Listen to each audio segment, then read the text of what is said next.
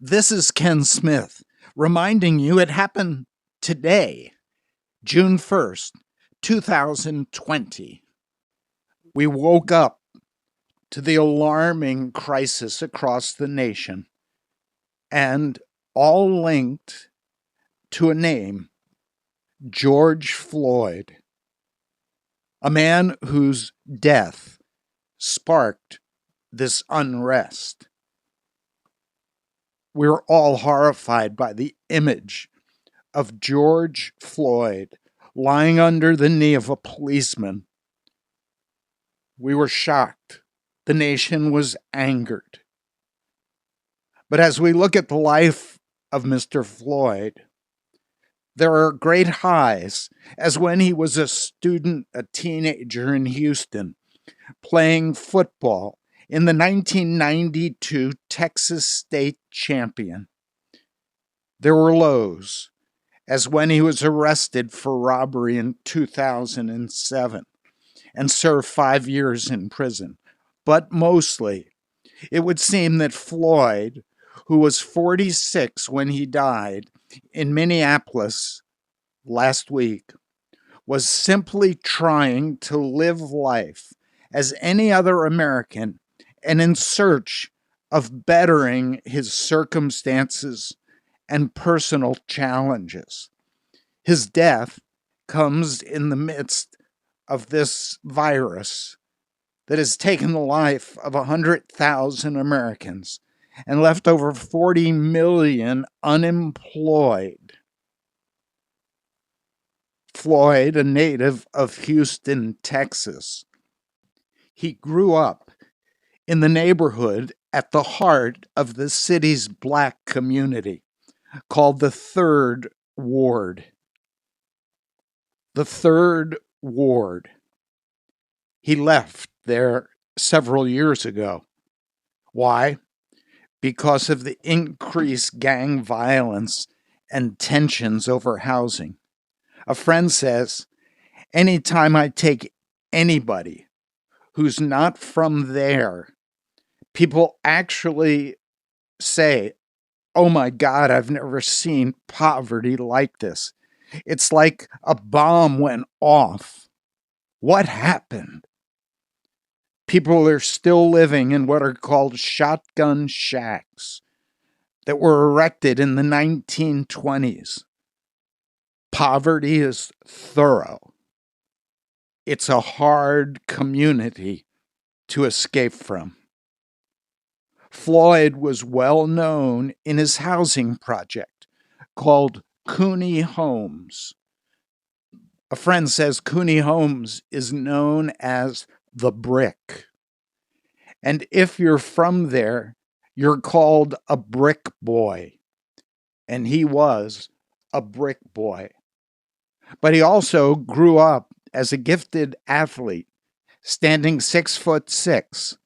Friends who knew him, even as a teenager, described him as a gentle giant. He majored in 2 sports, basketball and football. At the age of 12, he was over 6'2". He was recruited to play at South Florida State College, where he was a student from 1993 to 95.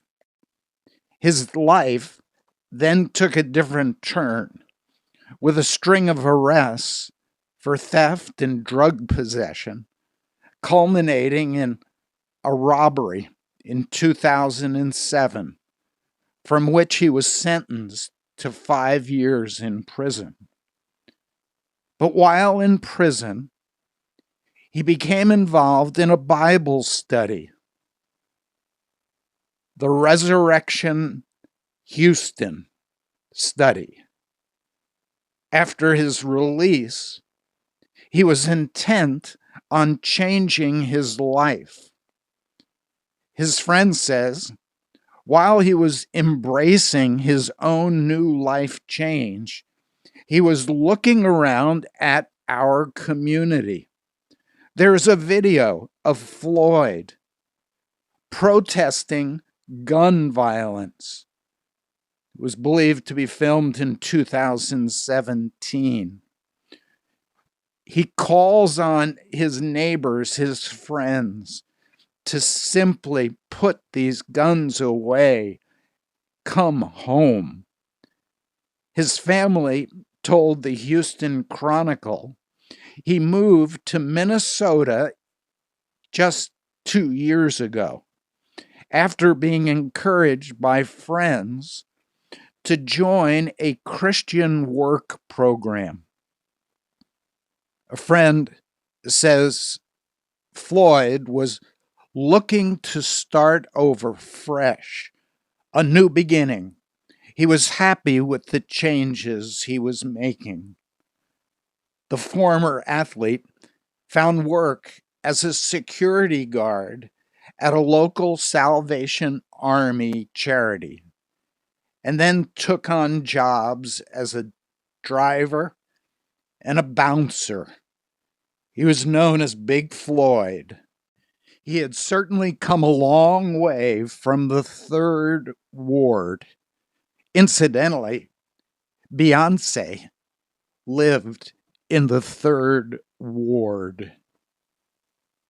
But it was on the day of his arrest that he was attempting to buy cigarettes with a counterfeit $20 bill. Just weeks before, like many other Americans, Floyd found himself laid off as a result of business closures from the pandemic. Anger over Floyd's death has rightly spurred protests across the U.S. Unfortunately, those protests have been used in a descent of chaos and violence. Over 1,600 people have been arrested, nearly 24 cities, 15,000 National Guard troops have been deployed over 15 states. And how should Mr. Floyd be remembered? He was described by a friend as a person of peace who would have supported human rights, the need for change, but he would not condone the looting and violence. He had a heart bent towards forgiveness, but he was also a man of the people. Even before his death, he was aware that people were hurting.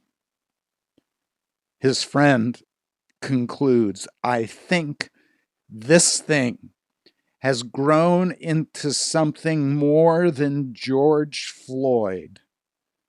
I think you're watching frustration that America has with itself. This is Ken Smith. It happened today, June 1st, 2020.